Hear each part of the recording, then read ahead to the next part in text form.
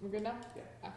It's March 21st, 2014, and we're here with Mr. Calvin Hopkins at Second Union School on Haydensville Fife Road in Goochland County. So thank you for coming. You're welcome. First, what we're going to do, the first few questions are just questions like your name and things of that nature so that we can get them on record. Okay. Could you tell us your full name? Calvin Hopkins. Do you have a middle name? No middle name. Do you have any nicknames? Butch. Where did that come from? I don't know. I guess it was mischievous when I was growing up, so that's the only thing I can say about that. What are your parents' names? My parents' name, first of all, let me say I was adopted by my great aunt and uncle, and they became my parents. I was actually adopted by them at about 28 days old. So their names are John and Minerva Hopkins. Can you tell us a little bit about your parents? Yes. I call her my mom because that's the only mother that I knew at the time. She went to New York. She became a beautician, came back to Goochland, and she worked as a beautician in the house until she went out to start working, days work in Richmond, Virginia. And she also would come home at night and work in the beautician shop that was right in the home. And she also would work on weekends, on Saturdays, doing hair. And as far as my father, he actually worked sawmill. He didn't have much of an education.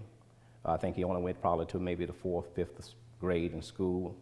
And he was like I said, worked at the sawmill. Then he also worked at landscaping. And then he also, when he retired, he worked for Greenwood Memorial Cemetery as a laborer.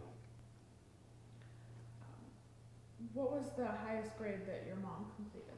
I'm not sure, but I knew that she had got a license from the beautician school in New York, so therefore she must have gone pretty well in education as far as, I would say, maybe to the 7th or 8th grade in school. Do you have any siblings? Yes, I have many siblings, only one that resided with me in the household there in Goochland. The others were located in Richmond and elsewhere. Tell us about the sibling that you lived with in Goochland. She was 2 years older than I was. Her name was Vivian Ann Hopkins, and she was I would say, a great student. She also would actually instill in me to actually do my homework, and she was more like, I would say, a inspiration to me to make me to do better in school.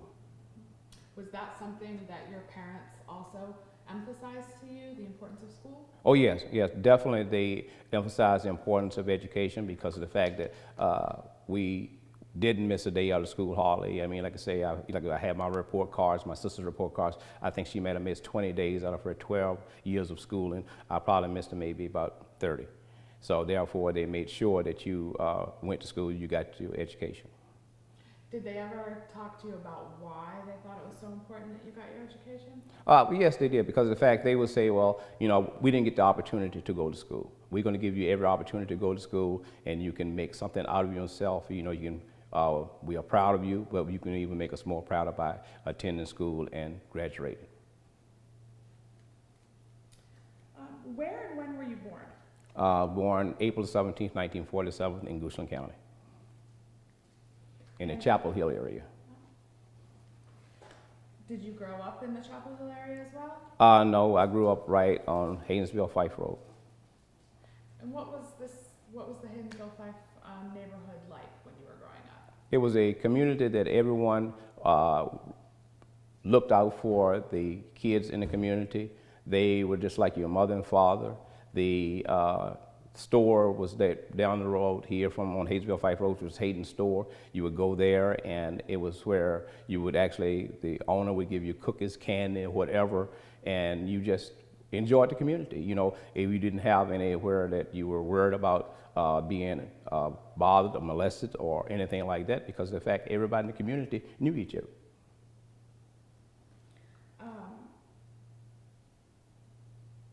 Were there any issues in the community that you can remember, any racial tensions, any racial issues that you can remember growing up? No, I don't recall encountering any racial issues in Goochland County that I can recollect. I do recall, when we went to Richmond during the summer, this was in high school, that my brother and I, because I used to go down and visit them in summer months, and we were coming up 250 in there. We had a flat tire, and some Caucasian people came by and said, "Hey, the word they used," and so I got upset. My brother said, "Hey," I started chasing out the car like I was some wild man or something like that. But other than that, no tension existed between the people in Goochland that I can recollect with racial tension. When you went to Richmond, did your parents talk to you beforehand about what to expect? No, they never said anything in regards to, hey, you might be involved with some racial problems there. No, they always just said, hey, you value people as how they are, you respect them for who they are, whether it be black, white, or whatever color. Now, you mentioned your mom was a beautician growing Yes. up, and historically, African American females engaged in that profession,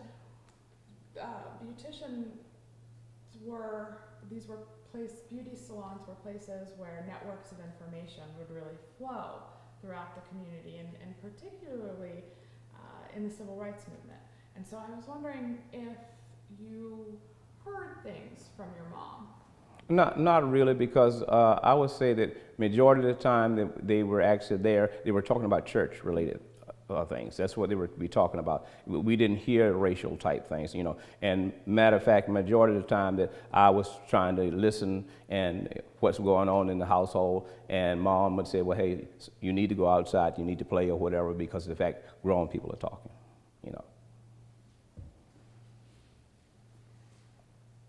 And how many years did you attend school? Through what grade? I started here in 1953 at Second Union School, right here where we are, and went here until 1959 when it closed. And then I went to the new Second Union School, which is now Byrd School, went there for a half a year. And then after that, I went to Central Elementary, which is located across from where the Goochland Middle School was, and which was the old Central High School. So total years of school I went was 12 years. What did you do after you after you graduated from Central High School? After I left Central High School, I went to work at MCV. Was working as in the receiving and supply area. After that, I said, well, hey, was only making about $126 every 2 weeks, and I said, well, this is no money. So then I decided I wanted to go into the Air Force. So that's what I did in 1966. You can cut this out, so it's okay. Yes. Excuse me. Right. Air Force. I think. Right. Okay. So you joined the Air Force. Right. And I really enjoyed the Air Force. I retired in 1987. I would not have traded for anything in the world. Come on.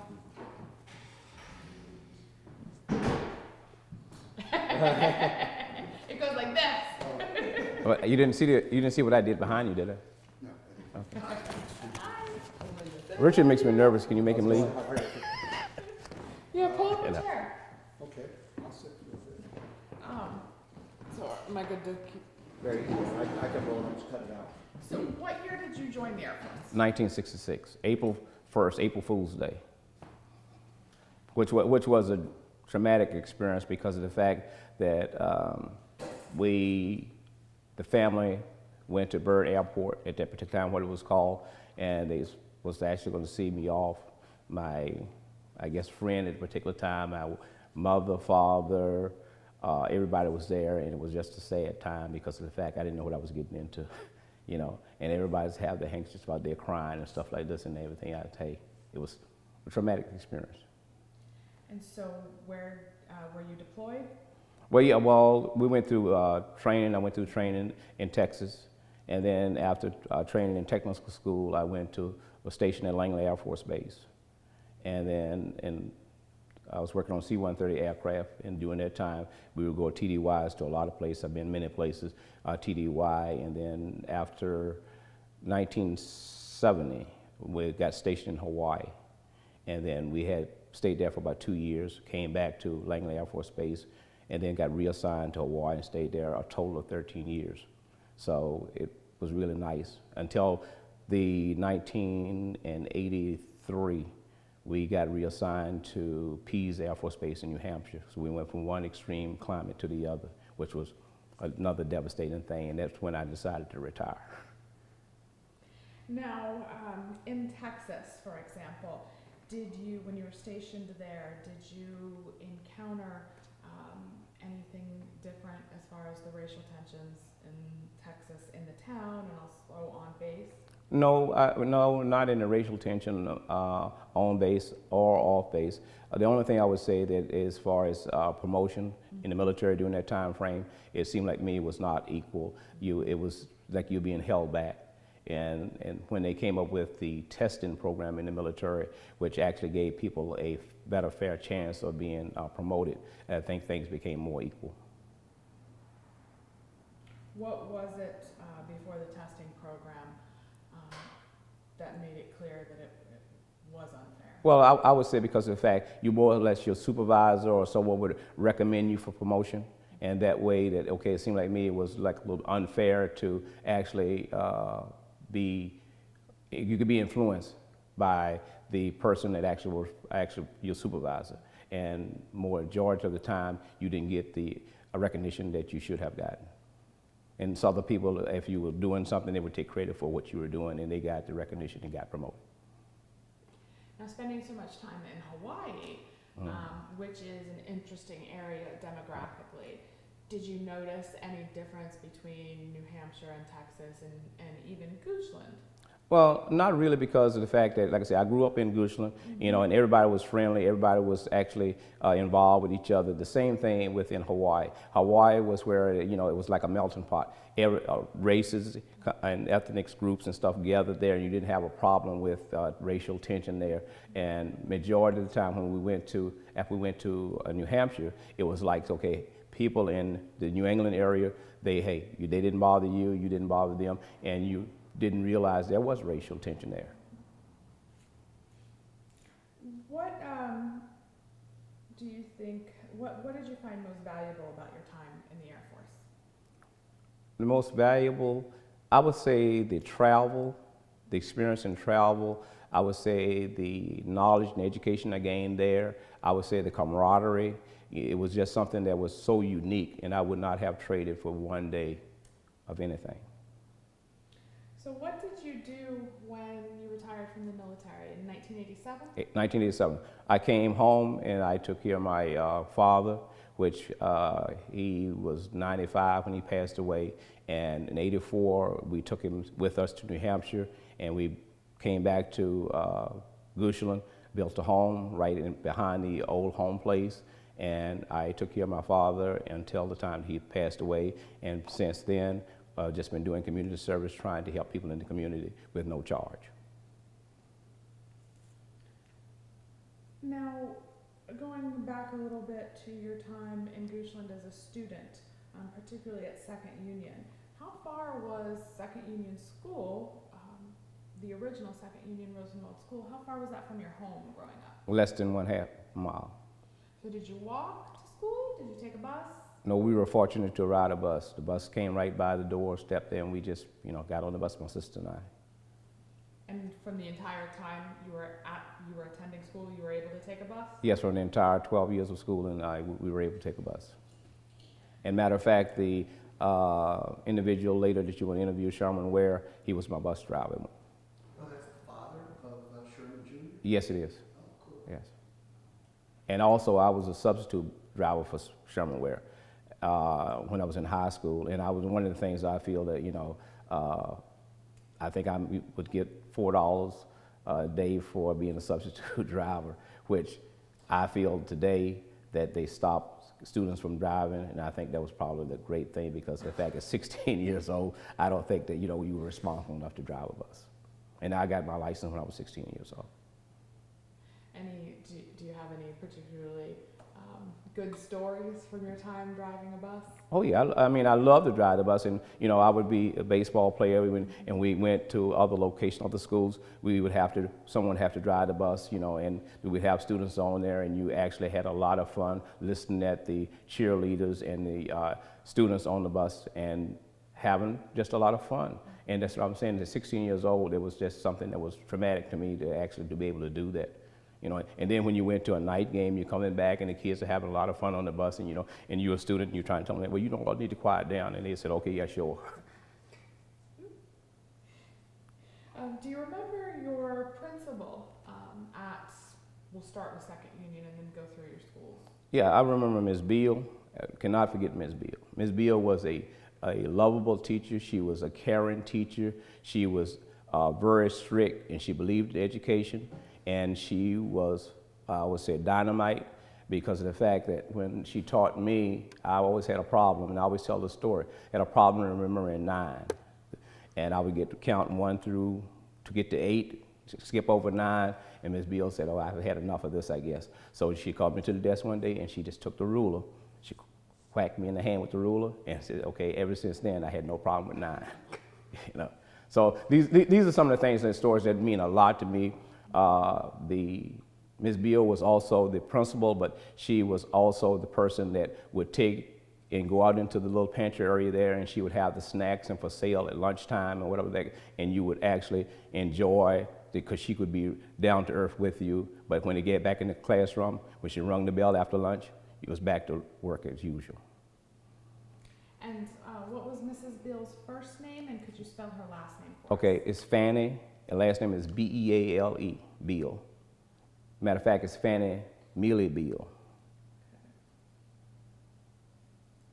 And I'd like to say one thing. In regards to, I was talking about the pantry area, in which my mom and dad used to give us $1.25 for our allowance, and that was for the week. And you would take that for the week, and you would actually utilize it to buy your snacks or whatever, and then you would save some of it, because of the fact, like on a Friday, maybe once every month or whatever, they would have like a movie in the building, and then also they would have like either a magic show. So these were some of the things that we look forward to doing, so we would actually save our money so that we have that quarter to actually to watch the movie of the magic show. Would this be after school hours? No. This would be doing, like say, about 2 o'clock on a Friday evening. You know, your classes have done for the week, and so therefore you had the opportunity to get a little bit of leisure time. Would the whole community, do you remember, be invited to this, or was it just the school? No, just the students. And that would be the 1st through the 7th grade. You know, they would push the doors back and would open up to one room. Do you remember any of the movies that you saw here? Well, most of them were cowboy movies. You know, with Gappy Hayes, you know, and what's his name? Roy Rock. Exactly. Thanks. Do you remember any of your other teachers here at Second Union in particular? Yes, dynamite. Yeah, Ms. Lucy Fleming Long, I think, you know, she was probably one of the best looking teachers that you ever could find and see. She was just a good looking lady. And she was young. She was, you know, she came right out of college, came to Second Union, and I would say the majority of the young men really, they really enjoyed coming to class just to look at Ms. Fleming.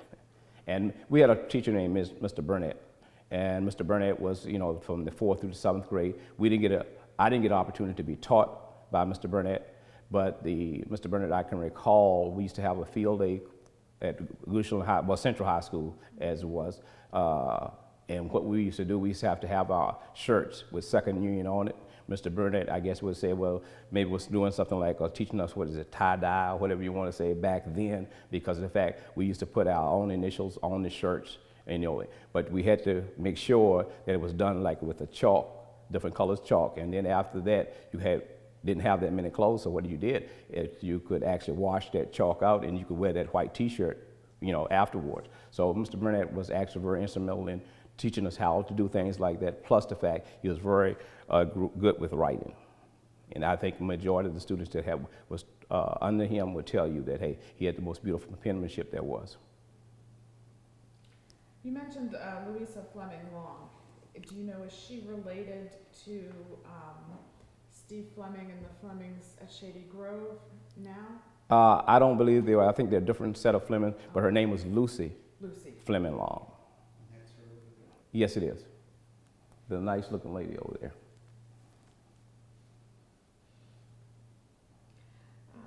Can you tell us a little bit about the physical structure of Second Union? The physical structure, I would say it still remains almost exactly the way it was when I was going to school. I don't think there was no changes here except for maybe that right now we only have one stove, which is actually was a 2-stove school, and the rooms were actually identical as they are now. We didn't have any type of, I would say, extra type of lighting or anything like that. It was only the 4 lights you see and as you see now, but it's basically the same. Do you remember what would happen if you needed a drink of water during the day? Well, if you need a drink of water during the day, we had where that we used to have a well located right in the parking lot between the church and the school. And majority of the time, it was actually malfunctioning for some reason because of a washer had gone bad or whatever, because it was a hand pump well. So other than that, we would go down to the spring, which was located in the rear of the church building and the school. So we would go there with a bucket and come back with the water. However, you might have spilled half of it before you got back because you were playing around when you wanted to come back from the spring. But the well in the spring was our source of water. And we used to have a bucket where you could actually had a dipper, and everybody would use the same dipper. And we were fortunate enough during that time frame, we didn't catch colds or have any type of illness from one drinking behind the other one. You mentioned the church. There is a newer structure of a church sitting next to where we are, Second Union School. Can you tell us where the church was located, or when you went to school here, or is it the same structure? Well, the church is located in the same area that it is right now. There has been additions made to the church. Okay, however, the church at one time was a wooden structure, which after a later date they bricked it in. But basically, I can remember it being a wooden structure. And if you look at the steeple in the church, you'll find out it still has the wood part there. It's not bricked up top. Do you remember the church community being very involved in the school when you were a student? Yes, the church was definitely involved. The pastors of the church were involved. And matter of fact, they would actually make sure that on Sunday mornings, you went to Sunday school and they were there, and then they would continue and tell you, hey, you need to pursue your education, and therefore you need to get the best that you can get out of Second Union School.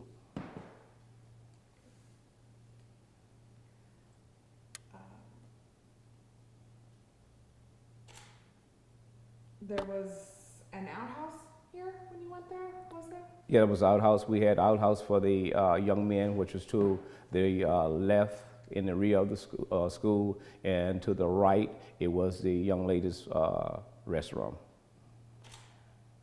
When your school needed new books or needed repairs done, painting, do you remember what happened? Did it seem like the parents got together and took care of this, or was it the school board?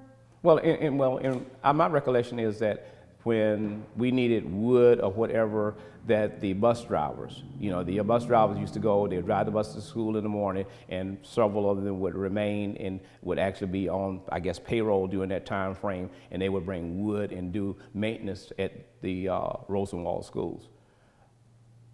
And you probably, when you interview Mr. Ware this evening, you'll find out that he probably can tell you, because I think he was one of the ones that would remain after and actually come out to the schools and do maintenance.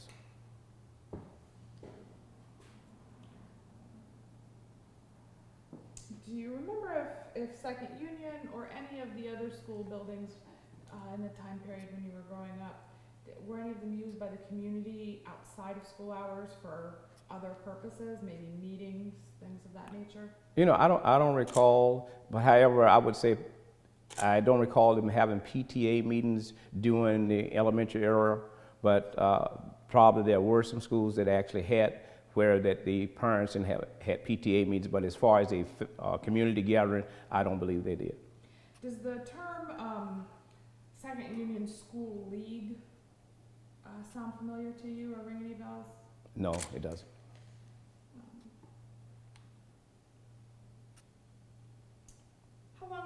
school year? Do you remember that?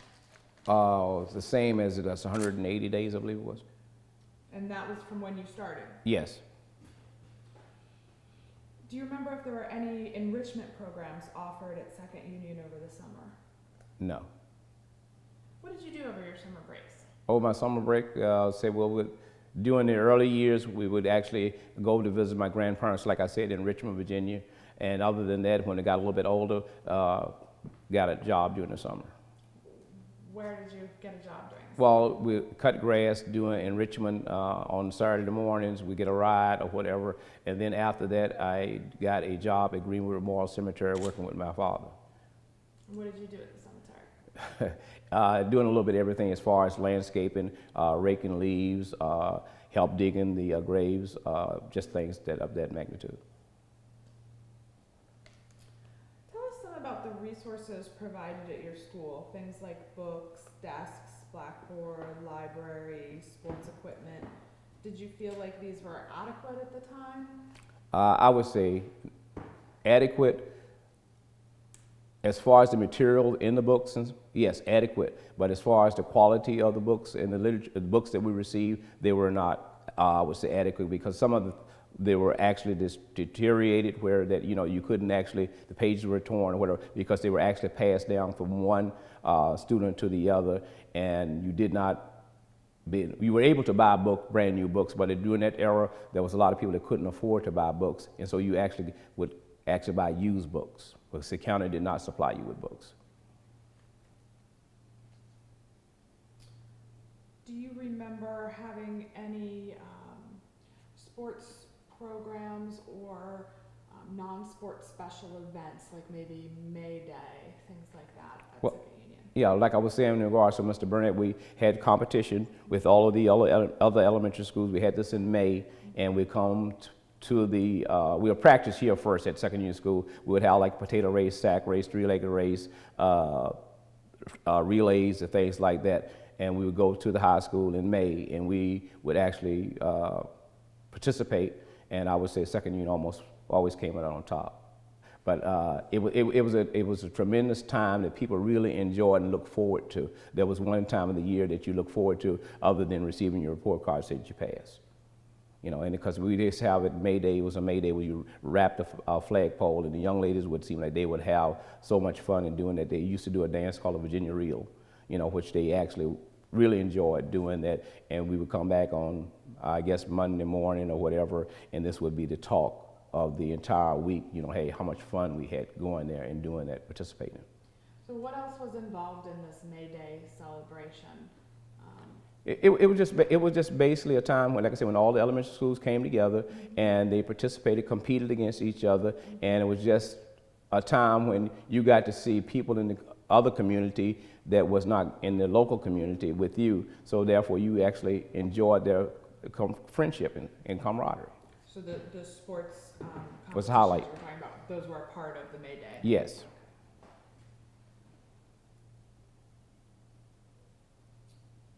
Tell us a little bit about the lunch program here at Second Union. Did you bring your own lunch? Was there anything for you to buy? Where did you keep your lunch? Okay, we actually brought our lunch from home, and as you can see to my right over here in this little lunch area, that was the place that we stored our lunches, and there's a little replica in there of 3 lunches for Joe Lewis, Calvin Hopkins, and Rush Pace that that we made for the annual meeting that we had here. The lunches was actually like bologna with the mayo and everything like that. We didn't have to worry about the mayos making these being spoiled or whatever like that. If for some reason it just seemed like we didn't get sick from the lunches that we had. A lot of children did not have lunch. A lot of them were embarrassed because they had maybe a biscuit or something else in their lunch pail, didn't have sliced bread and stuff like this. And no one ever laughed at the other kid because he didn't have, a lunch that was actually with a sandwich. But you actually had something that you might have had for supper that particular night before, and you bought that for lunch the next day. Where did students keep their personal belongings during this? Personal belongings, you either kept them in the bottom of your desk, or either you kept them right beside you, because you didn't bring them into personal belongings. You didn't have computers. You didn't have, radios, you didn't have cell phones, you didn't have any of that, so you didn't have any belongings that you would have to worry about. Now, what subjects did you study and which were your favorite? Well, we had what you want to call today is math. We had arithmetic, and we had spelling, we had health, we had geography, we had history. Those type of subjects basically we had. My favorite subject probably would have been reading, if you want to call reading a subject. And the reason I say that because I didn't realize how important reading was when I was growing up until I got into the military. Because I didn't realize I was being taught reading and comprehension during the time frame that I was in elementary school. Because we used to have to read a story and come back to school that next day, and we'd have to get up and then we'd have to tell what the story was about. So therefore, it was actually teaching us reading and comprehension during that time frame. And when I went into the military, I found out how important reading and comprehension was, because that was one of the things that was key in the military. What about history? When you were taught history, was Black history ever a component of it? Negative, no. It would seem like me it was more like Virginia history, and you learned a lot about Jamestown and things like this, It was not where the African American history was being taught. Do you remember if slavery was touched in it, how that was discussed at all? Does that? Never recall slavery being taught or said anything about slavery in school. Never even, until I got to high school when they talked about, I think this was James Weldon Johnson, the first poem that I can recall them talking about was the creation. Other than that, no. Did your parents talk to you about Black history at home?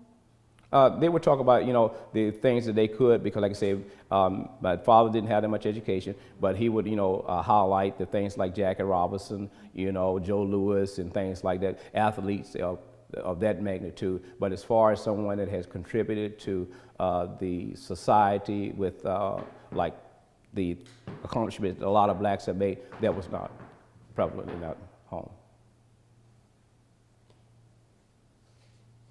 Were there any extracurricular activities offered at Second Union? Not that I can think of, no.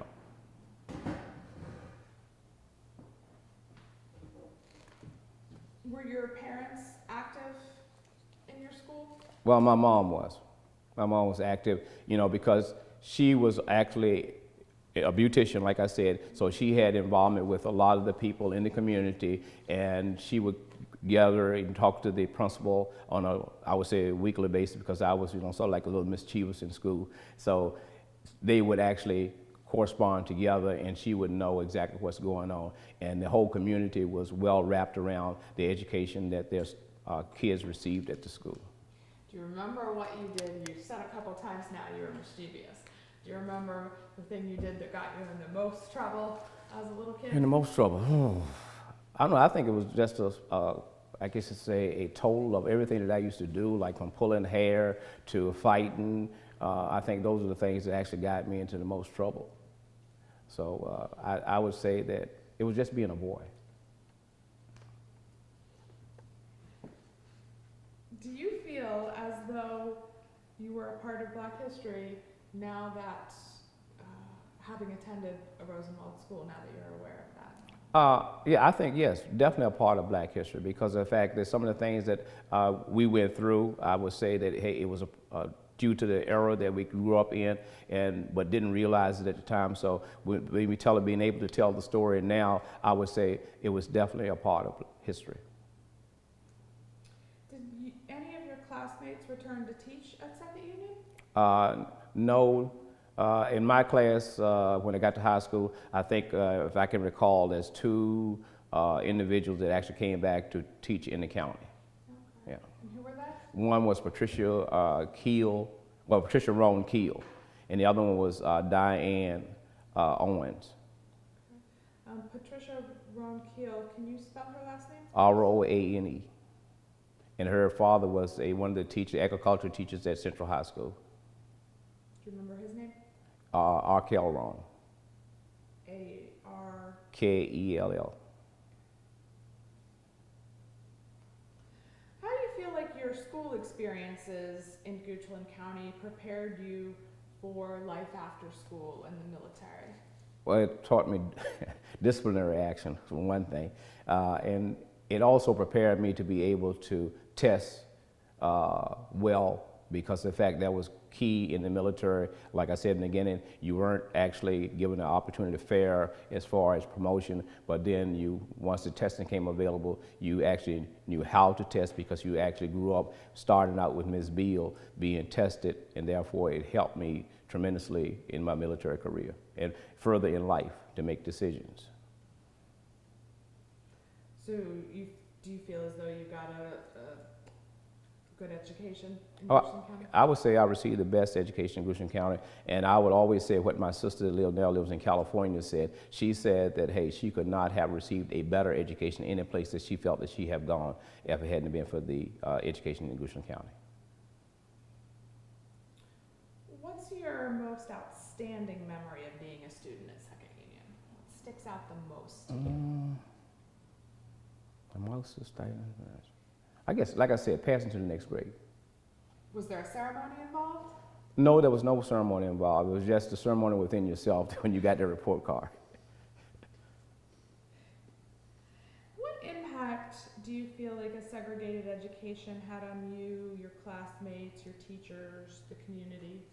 I think it provided that the teachers were more into their students during that era because of the fact, hey, they knew what you were going to face in the future going forward. So they wanted to make sure that you got the best education that you could ever get.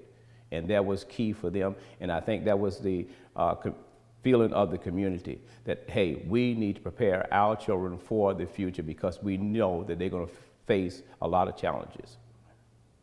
So do you feel as though education was something that the African American community in Goochland really rallied behind? Oh yes, most definitely. Because I feel that a lot of the parents felt like, hey, I didn't get the fair opportunity and chance to go to school, so I'm going to make sure that whatever we try to do, we're going to make sure that our students and our kids get the best education. And the teachers, seemed like me, they also felt that way because they would not let up on you. You know, they were determined that you were going to get what you needed to get to be prepared for the next step in life. Do you remember any community-wide examples of the community really fighting for education for the African American children? I don't recall any, because like I said, you know, at that particular time, we didn't realize that there was a lot of, you know, unfairness going on. I think that, you know, we did just talk about briefly probably sometime about, okay, well, hey, well, our books are sort of like deteriorated, and here it is that other people, these white schools, they are actually given their books, and we had to pay for our books, or we had to buy our books, or we just had to get them from the next student that was ahead of us or a family sibling. So therefore, I feel that, you know, it wasn't something that was actually talked about. Had you heard of Rosenwald schools while you were a student? Never heard of a Rosenwald school. Didn't even realize there was a Rosenwald school when I was going to Second Union. We only realized this when the church had decided that, okay, the school was no longer needed at this particular time because they was using it as a storage area after we built the fellowship hall there. So they said, okay, well, we want to repay the parking lot, so what are we going to do with this school? So the consensus was at a particular time we're going to push it down through the woods. We're going to bulldoze it and make room for parking spaces. So several of us in this church got together and said, oh, no, this is something that's valuable to us. So therefore, we want to preserve our school. And going to this historical society, this is when we realized that, okay, hey, we have a gold mine here. You know, this is something that we didn't realize it, but we wanted to save it because it was our school. But after talking to Phyllis Silver at the Historical Society, she said, well, let's do some research. And that's when we found out it was a Rosenwald school and a relationship between Booker T. Washington and Julius Rosenwald. Just to backtrack a little bit with the history of the school, you went here until the school closed. What year was that? 1959. Do you know what happened to the school in the time period from 1959 until when you were able to help save it? Yeah, when the school closed in 1959, Since it was located near the church trustees and the church decided that they would purchase the school. And if I recollect correctly, I think the church paid something like $900 for the school. And then after that, what they used to use the school for was for homecoming events, because of the fact they used to have, like, this is where it used to be like a fellowship hall where they could eat and whatever they needed to do or have meetings. And then after that, when they built a new fellowship hall onto the church, they decided, okay, well, hey, we'll use this as a storage building. And this is what happened up until the time that we decided that we were going to save the school. And what year was that? The year that we started, we wanted to save the school was 2005. And so once you, in 2005, decided you wanted to save the school, you said you went to the Historical Society, spoke with them, found out it was a Rosenwald school. What happened next?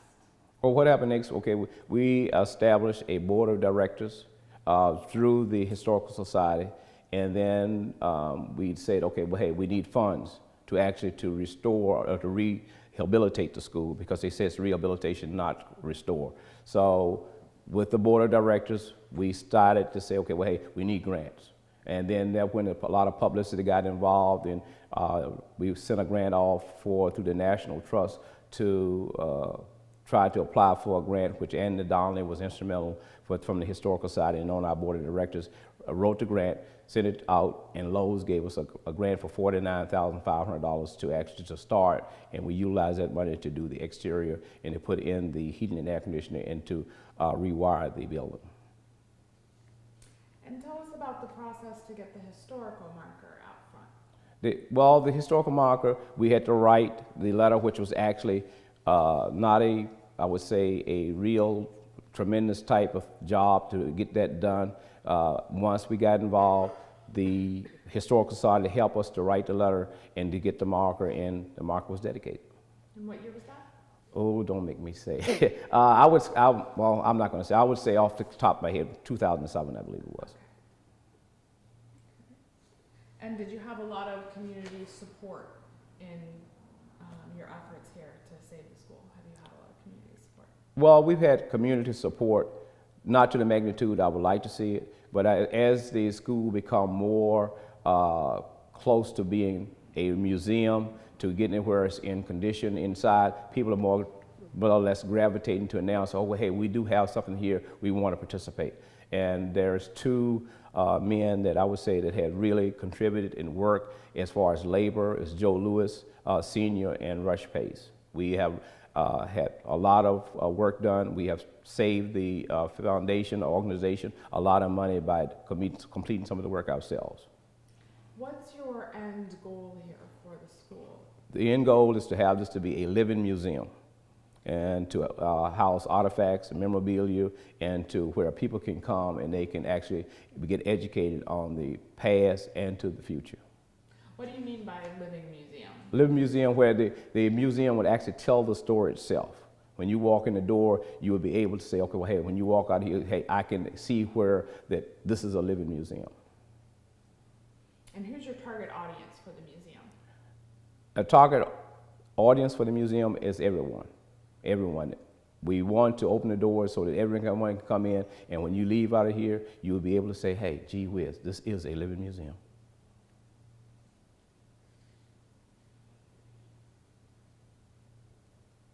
Do you remember any type of civil rights activity in Goochland throughout the time you lived here? I know you were gone for a while in the military. I don't recall any civil rights movements during the era that I was going to school here, and then when I came back, I didn't see any civil rights movement within Goochland. When's around the first time you recollect hearing about and becoming aware of the NAACP activity in Goochland? I would say I probably was aware of NAACP awareness during my high school years.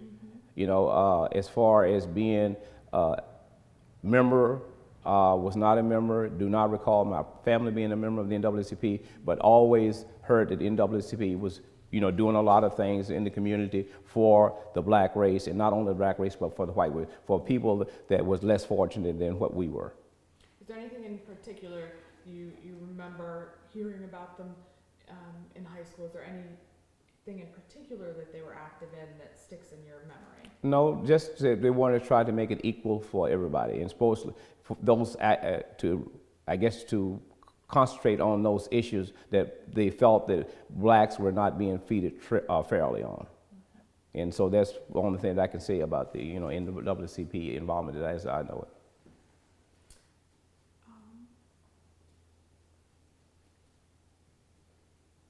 Do you remember any adults in the community going to the school board to talk to the school board about getting resources for your school when you were a student? I don't recall per se, but I would say if it was anyone, it was Ms. Alberta Jackson, which you're going to interview her, I believe, her grandson. Well, excuse me, it's not her grandson, it's her nephew, which is Reverend Joseph Hayden. You're going to interview him on Friday, I believe. And Ms. Jackson used to live right on the top of the hill here, which was no more than, 3/10 of a mile. And she was a person that was actually went to, I believe, Virginia State University, and she always stressed education.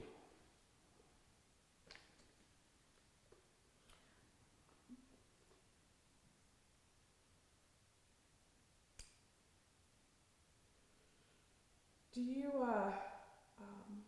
what was your relationship to the school system at the time of Brown? So that was May of 1954, so you would have been a student here. I would have been a little fella here, yes. I just, as recollection, none, because like I say, that was been my second year in elementary school. Did you attend segregated schools throughout your time? Yes, I did. And what year did you graduate high school? 1965. And I would say I did have the opportunity to go, like I said, to the new second union school, and it was the most enlightened thing when we went there and we were able to actually go in and have lunch at a cafeteria. It was just amazing. Hey, it was such a dramatic change when you could go in at lunchtime and you would get a hot meal. So therefore, say that was an experience that I think that I can remember actually in school. That was actually something that was very positive to us. Were there any other stark differences between the new school and this school? I would say no. Well, yes, it was, because you had a restaurant. Yeah, right. You had a restaurant. It was something that you were not used to. You had indoor plumbing. You had a water fountain. So these were things that you could appreciate. And you didn't realize until you got there that what you were actually missing. But you had the same quality of education going on there, because Ms. Beal, which was the principal here at this second year school, was the principal at the new school. Now, in this part of the county that the students from Second Union came from, was indoor plumbing prevalent or not at the time? It was not. Okay. It was not. So having it at the school then was a particular treat. Exactly. And then I would also like to say, in regards to the Second Union School, the new Second Union School that was built in 1959 when we started there, it was actually when they closed down all the little two-room or one-room Rosenwald schools and other community African-American schools in the community, and that's when we went there. And so therefore, you got an opportunity to meet more people, and the students were there, that they would say, okay, well, hey, I'm so glad we actually be able to get together and we could actually meet more friends. Do you have any other recollections of your time at Second Union or in Goochland County that you'd like to share with us? No, I don't think so.